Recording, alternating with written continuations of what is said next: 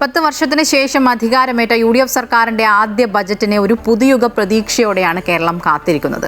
പ്രകടന പത്രികയിലെ വാഗ്ദാനങ്ങൾ നടപ്പാക്കാൻ ശ്രമിക്കുന്ന സർക്കാരിന് ജനക്ഷേമവും വികസനവും മുഖമുദ്രയാക്കുന്ന ബജറ്റാണ് തയ്യാറാക്കേണ്ടത്.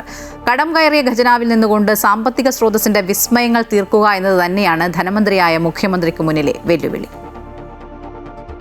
സംസ്ഥാന ബജറ്റ് അവതരിപ്പിക്കുന്ന കേരളത്തിലെ മൂന്നാമത്തെ മുഖ്യമന്ത്രിയായ VD സതീശന് ആദ്യ അംഗത്തിൽ കാര്യക്ഷമതയോടെയും ദീർഘവീക്ഷണത്തോടെയുമുള്ള ബജറ്റ് അവതരിപ്പിച്ചേ മതിയാകൂ.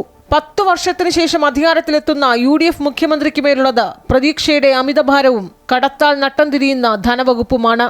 ഇവിടെ നിന്നുകൊണ്ട് വേണം മുഖ്യമന്ത്രിക്ക് സദ്ഭരണവും സഹാനുഭൂതിയും പ്രമേയമാക്കിയുള്ള തന്റെ കന്നി ബജറ്റ് അവതരിപ്പിക്കേണ്ടത്.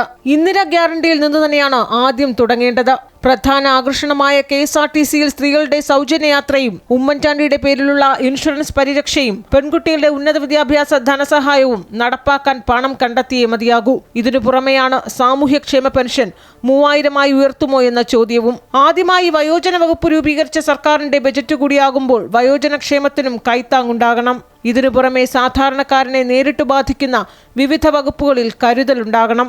പ്രകടന പത്രികയിലെ വാഗ്ദാനങ്ങൾ അതിവേഗത്തിൽ നടപ്പാക്കാൻ തുടങ്ങിക്കഴിഞ്ഞ സർക്കാർ എന്ന പ്രതിച്ഛായ നിലനിർത്തണമെങ്കിൽ ഇതൊക്കെ ബജറ്റിൽ പ്രതിഫലിച്ചേ മതിയാകൂ. സാമൂഹ്യക്ഷേമ പദ്ധതികൾക്ക് പരമാവധി ഊന്നൽ നൽകിയ ശേഷം വികസന പദ്ധതികളിലേക്ക് കടക്കണം. ഇവിടെയും വാഗ്ദാനങ്ങൾ പാലിക്കാനുള്ള ശ്രമമുണ്ടാകണം. വൻകിട വികസന പദ്ധതികൾ തൽക്കാലം ആദ്യ ബജറ്റിൽ ഇടം പിടിക്കുമെന്ന് കരുതാനാകില്ല. സാമ്പത്തിക സ്ഥിതി അത്രമേൽ പ്രതികൂലമാണ്. പക്ഷെ കേരളത്തെ വികസന പാതയിലേക്ക് നയിക്കുന്ന സർക്കാരാണ് എന്ന ബോധ്യം ബജറ്റിൽ കാണിച്ചേ മതിയാകൂ. സ്റ്റാർട്ടപ്പ് പദ്ധതികൾക്കും ചെറുകിട വ്യവസായങ്ങൾക്കും ഊന്നൽ നൽകുന്ന പദ്ധതികളുണ്ടാകും. ആരോഗ്യ, വിദ്യാഭ്യാസ, കാർഷിക, IT, വ്യാവസായിക മേഖലകൾക്കും കൈത്താങ്ങുണ്ടാകണം. ഇനി അറിയേണ്ടത് ഇതിനായുള്ള സാമ്പത്തിക സ്രോതസ് എങ്ങനെ കണ്ടെത്തുമെന്നതാണ്. ഇന്ധന വിലവർധനയുടെ പശ്ചാത്തലത്തിൽ നികുതി പരിഷ്കാരങ്ങൾ ഉണ്ടാകുമോ? ജനങ്ങളുടെ മേൽ അമിത നികുതി ഭാരം അടിച്ചേൽപ്പിക്കുന്ന തീരുമാനം തൽക്കാലം ആദ്യ ബജറ്റിൽ ഉണ്ടാകില്ല എന്ന് തന്നെ പ്രതീക്ഷിക്കാം. അടിസ്ഥാന സൗകര്യ വികസനത്തിനായി പണം കണ്ടെത്താൻ LDF സർക്കാർ കിഫ്ബി എന്ന തന്ത്രമാണ് പ്രയോഗിച്ചതെങ്കിൽ UDF സർക്കാർ ആവിഷ്കരിക്കുന്ന ബദൽ മാർഗത്തിലും ആകാംക്ഷയുണ്ട്.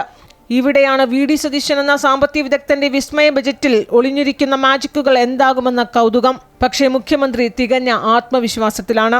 അൻഫിലി ഡിസൂസ, അമൃത ന്യൂസ്, തിരുവനന്തപുരം.